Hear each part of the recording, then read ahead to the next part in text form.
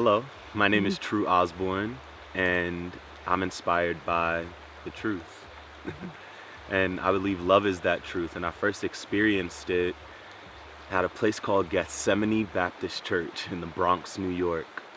Um, I heard something that shifted what I now know to be every cell in my body. I had to be about 2 or 3 years old, and I watched these beautiful women in these elegant white dresses with red sashes and little gold markings that said "I heart Jesus" on it. They had these eloquent hats that just looked like nests for the divine on top of their heads. And there was a song that came through. One of these women, her name was Vermel Robinson, and the song was, "Thank you, Lord, for saving me. Thank you, Lord, for keeping me. I love you, Lord, above. You hear my voice. We thank you. We praise you, Lord." There was something about hearing this woman, this powerful, flat-footed woman, singing this song of gratitude that shifted me. I mean, I didn't really know what she was saying. I was 2 or 3, but I knew what she meant. I knew what she was feeling. And I knew because I wept, and I watched my mother weep. My dad really wasn't a person that attended church with us. His church is out here in nature, and that was good to see as well. But it was the sound that drew me to truth. It was the sound that drew me to love, and the sound that drew me to transformation. Now I'm here, spreading that same sound from that same spirit that beautiful woman, Vermel Robinson, carried. Well, thank you, Vermel. Thank you so much, Vermel. Inspiring the vibration in this one. And so I'm curious to hear your feelings of coming to a gathering such as this. What do you feel, or what have you experienced here that you feel, benefits kind of the world as a whole?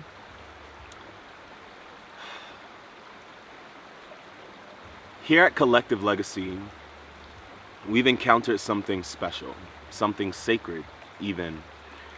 And it reminds me of a truth that Andy Stanley, one of my favorite thought leaders and spiritual leaders, brings to light. He speaks about the difference between the German Kirche and the Greek Ecclesia. It's all about the church and what it really looks like.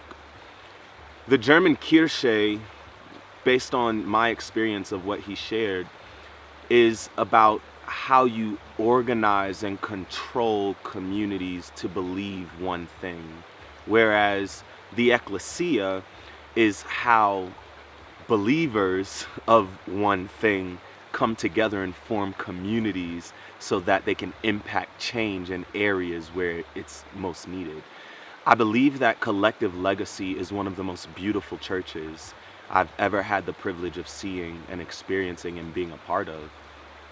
It's filled with people who believe different things, who think different things. And you may be saying, like, how can people believe different things and be the Ecclesia? Well, the Ecclesia wasn't just about us having one unified thought on this one concept, i.e. Christ consciousness or spirituality or religion. One thing that we all believe in here is love. And we believe that it is the driving force to transformation in our communities, in our villages, in our nations, in our cities, in our homes. So we've gathered together to develop a collective legacy focused on love and how it becomes the heartbeat of the transformation we have been called to bring to the communities that we come from. Here we are, we're showing up for love. And that in and of itself is the source of this church. The church that is religion-less, but full of relationship, that leads us back to God, back to the true nature of the Holy Spirit, back to the powerful essence of who we have all been created to be, which is lovers to one another and to ourselves first, to our planet. Beautiful. Can you speak to your experience with the diversity that you've seen here as far as walks of life, ages, from the elderly wisdom keepers to the babies wobbling around in the dirt? How is these kind of gatherings that bring together this type of diversity, what does that do for you to ignite your purpose?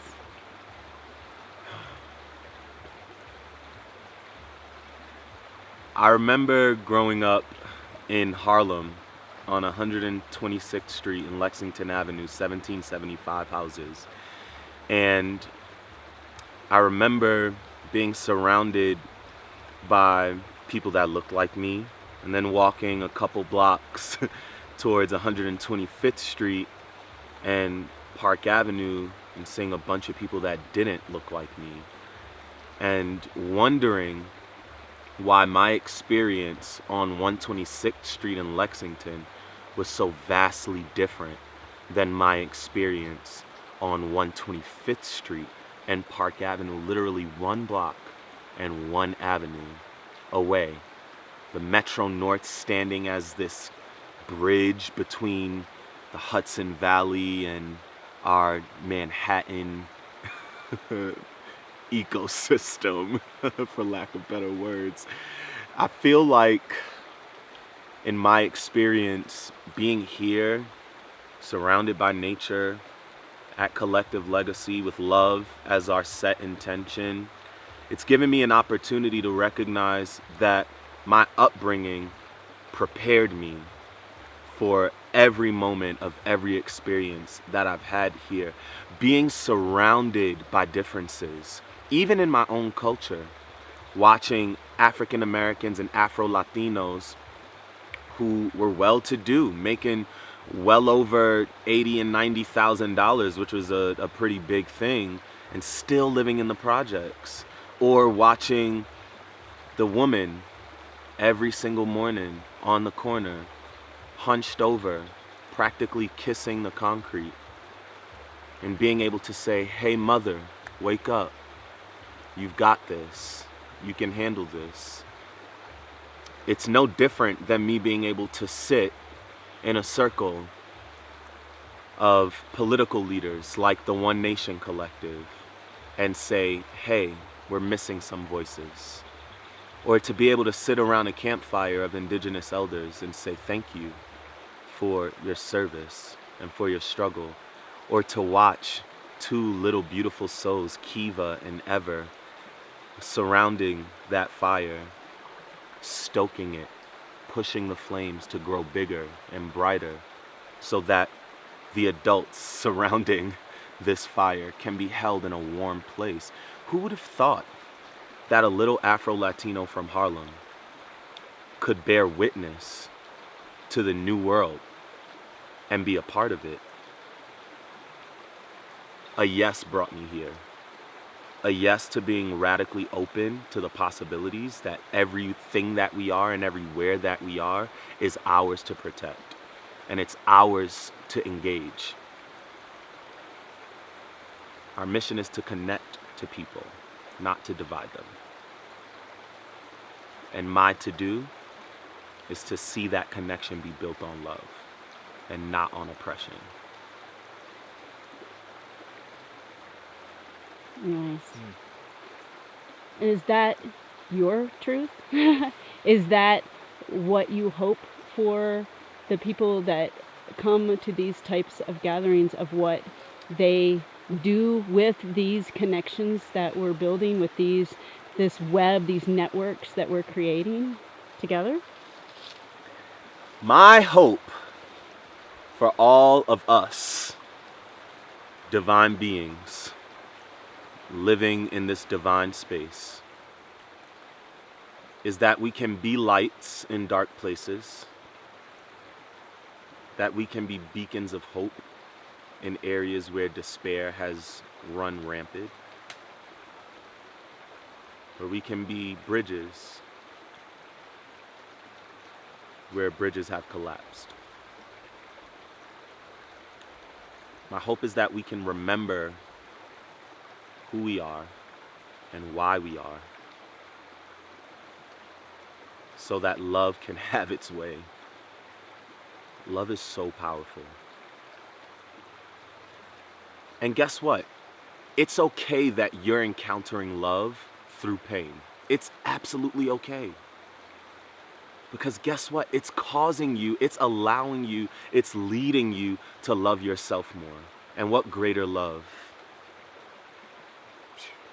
What greater love could you experience than falling in love with the fly that used to annoy the hell out of you? Than falling in love with that parent that used to abuse you? And recognizing that they only loved you to the level that they loved themselves. Imagine what the world would become if we were able to love each other just as big and just as powerfully as we are learning to love ourselves. Imagine. My to-do is to embody the inspired truth. It's here. I've marked myself with it. And I intentionally allowed it to be written in child's handwriting. Here on my open hands, on my wrists, the very life gate of my body, because I am not alive unless you are alive, because we are one. My to-do is to see you succeed in every area of your life, radically and passionately fueled by love. That is my prayer. That we all win. Now with urgency. Transformed by the love within each other. Now. Now. Now. Meow. Do it now. You have it. Just like it's so good. So It's good. so good. Because I'm about to jump on him and give him a hug. But if you have another question, like I love the story you told last night about, and you kind of touched upon it just a second ago about New York, seeing The people lifting up. going through Yeah. the subways, and that although we need to talk about big picture and we Yeah. need to have these workshops and breakouts and feel the inspiration, but we also need to provide hope to people. Yeah. And that's one of the missing keys, and that's one that we should be focusing on as a collective as we are empowered in the space and go back out into the world. So maybe if you could recap that story and kind of dive into that mindset for a second, I would love to capture that again. yeah.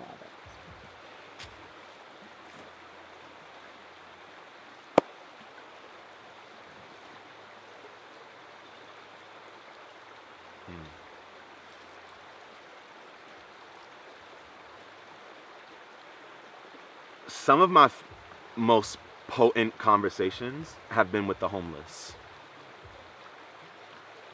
I've learned how to hear stories in a different way, having spoken to beautiful souls who have endured the cold of New York or the heat of the Carolinas or the winds of Chicago or the rain of Puerto Rico. I've gotten to a place where I recognize that I don't have it all figured out. And that really none of us do. And I asked Holy Spirit, how do we bridge the gap? How do we close the divide? And what I got from Holy Spirit was, we get to learn how to lift each other.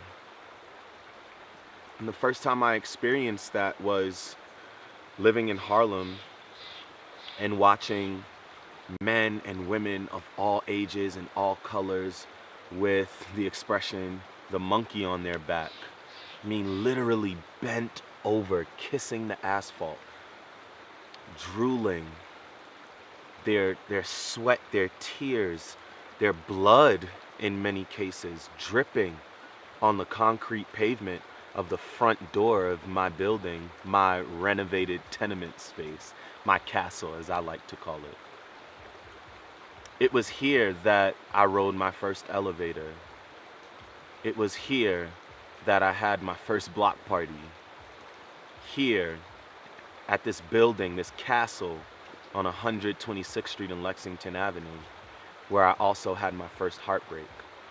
And that heartbreak came from seeing these men and women and hearing these men and women every single night from out of my gated window, crying out for someone to help them, hearing the ambulance zooming past, woo, woo, woo, hearing the police, all of Babylon, coming to collect, and knowing that they were not collecting to rehabilitate, but they were collecting to evacuate. They were making room for the next woman and the next man to be attacked by the monkey. It's interesting how even beautiful creatures can become demonic in areas where we haven't been taught to lift. I'm curious, what would my childhood have been like if that night I heard that ambulance zoom by to collect that mother, maybe a mother of 3 whose children probably lived right next door to me? What would it have looked like for that mother to be greeted by those EMS workers with water, with oxygen, and maybe a detox bag, a warm bed, and fresh clothes, and love connected to an intention that says, hey, if you allow me to love you for the next 6 months, maybe even a year, you'll never feel this pain again. But just let me love you. I don't want to feed you solutions or information about why I think you're here and about how you got here. Just let me love you, and let that love start by me listening to you. How are you feeling? How can I serve you? Are you thirsty? Are you hungry? I'm speaking about lifting, literally, intentionally reaching into the deepest depths of the shadow realm and pulling into manifestation the purest of light that exists within each and every one of us. What would it look like to lift? What are the costs? What are the payoffs? I have a few. The cost, the world may potentially be a better place. The payoff, the world, you, may be a better individual while living within it. Seems like a win-win to me. So I've partnered with men and women who don't look like me, but who see like me and who feel like me. Specifically, a beautiful divine woman by the name of Jess Magic, and an amazing, amazing divine masculine man by the name of Elijah Ray. Together we've formed a collective called The Living Truth, and our mission is to travel the world creating space. What does that mean? It literally means building an atmosphere where you feel safe to be the best version of yourself, where questions are asked. What's coming up for you right now? And then a response is made. After we listen and after we've learned, We love unconditionally by singing songs over the space we've created in collaboration with everything we're surrounded by.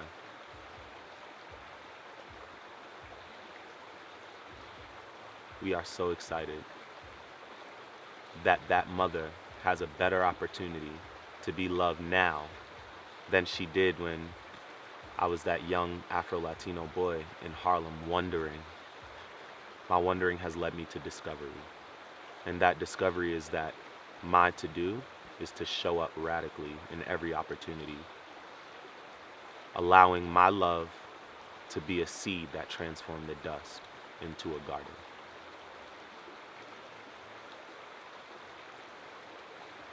Cool.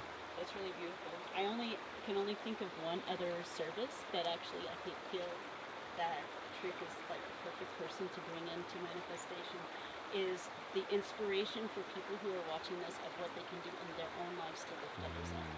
Do you know what I mean? I feel like you could speak a little bit to that, because I feel like everyone's inspired, but it's like every single person can do what he's doing. Is lift the other. I don't know where you are. I don't know what you're doing, and I don't know how you see yourself. But guess what? That's the perfect opportunity for you to listen to what I'm about to say. You are beautiful. You are epic. You are masterfully designed. And I want to share with you that the greatest accomplishment, the greatest service that you have to this planet, to this Mother Earth, to this creation that God has given us to govern, is for you to look right next to you, for you to go next door, knock on the door, and say, hello, how are you? How can I serve you? One of the most beautiful things in our planet is that we have the opportunity to connect with each other, to inquire of each other, to learn from each other. So I want to share with you these 3 simple steps that I believe in my experience, and I've learned that it really just proves true no matter where I am so far, that can be used to increase your creative, inspired, God-like connectivity to the souls around you. Step 1, listen. If you live in an urban community, in a rural community, in a suburban community, if you live in a gated community in the hills of Land's End, if you live in the towers of New York, of Park Avenue, or even Williamsburg, here's what you can do. Step outside of your door and set an intention that every single day you will come into contact with at minimum 3 people with a smile. And be open to the possibility that that smile will lead you to conversation. Here's how your conversation can go. Hi, how are you? My name is Tru Osborne. What's yours? Immediately, you've opened up an opportunity to learn our first step. Listen. Listening creates pathways for us to gain understanding. Imagine understanding as the very oxygen that we breathe into our bodies every single day. The more we listen and the less we speak, the greater our opportunity is to understand who we are and who we get to be in relationship to who you are and who you get to be. Step 2, learn. What's the point in listening if you're not going to synthesize the information and make it a part of who you are? Here's something very important. Just because you listen does not mean you have to own. The things that are yours to own are yours to own. Receive them. Go to Spirit and ask Spirit, is this mine? And if it is, then take it. Take it all in. Every great part about it, every not so great part about it, it's yours. Allow it to become a part of you. And the things that aren't yours, learn to love them. Learn to understand them. Why isn't this mine? Who does it belong to? And how can I support them in owning it? We are here for each other. So you've gotten to a place where you can listen. And you're open to the possibility that there's learning to do once you've listened as much as you feel led to. The only thing left to do is to love. And not because you feel you have to, but because you get to. Because it's an opportunity for you to experience what unconditionalism is. Yeah, to love without any pretense, without any tests or trials, without any fear, because that's what love is. It is the antithesis of fear, false evidence appearing real, and light overriding and overwhelming valued experience. Everything you think about, everything you say you know, can be reevaluated within unconditional love. And it can be understood in your learning and experienced in your listening. 3 steps that can get you to create radical change and radical transformation wherever you are. Listen, learn, and love. Planetary information, planetary keys right there for you, free of charge. It's my get to do and your opportunity to receive. How can we do this? I don't know. You have the words, Tru, but I don't have the words. I don't know. I mean, I'm not that person. I'm not the person that just leaves my home and goes to a stranger's house and knocks on a door. The world is a dangerous place, Tru.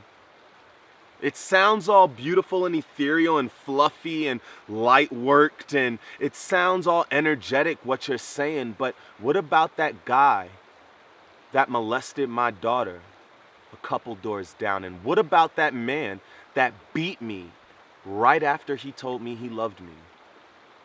How can I listen to him? How can I learn from him? And how can I love him? He hurt me.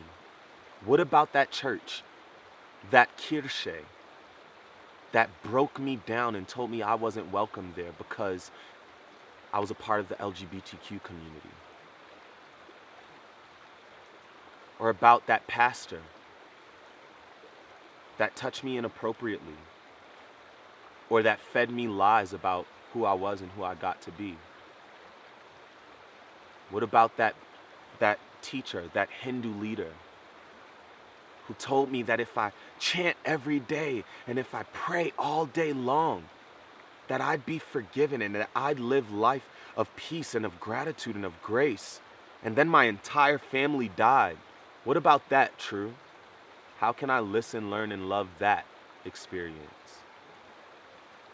I want to share with you that I haven't come to these truths without a little suffering. And guess what? I don't have any answers for how you can listen and how you can learn and how you can love, but I do have an offering. And it's yours to receive if you're interested. My offering is that you listen to yourself, to the things that come up about that pain, about those experiences, that you learn from yourself about who you get to be when and only when you are willing to be there, and that you, after having listened to yourself and having learned from yourself, that you create space to love yourself. And the complexities that come with you, and the beauties that come with you. Nothing's gonna go exactly how we plan it. That's the beauty of flow.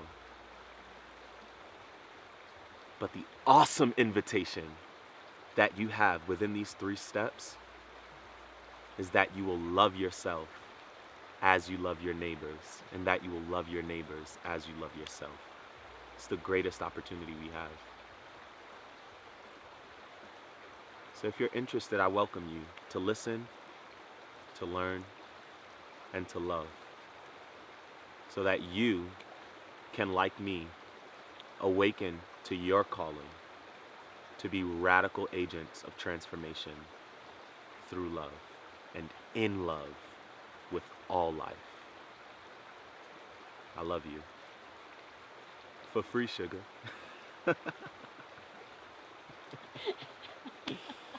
Yes. Wow. Can I hug him now? Go for it. Go for it. Oh my God.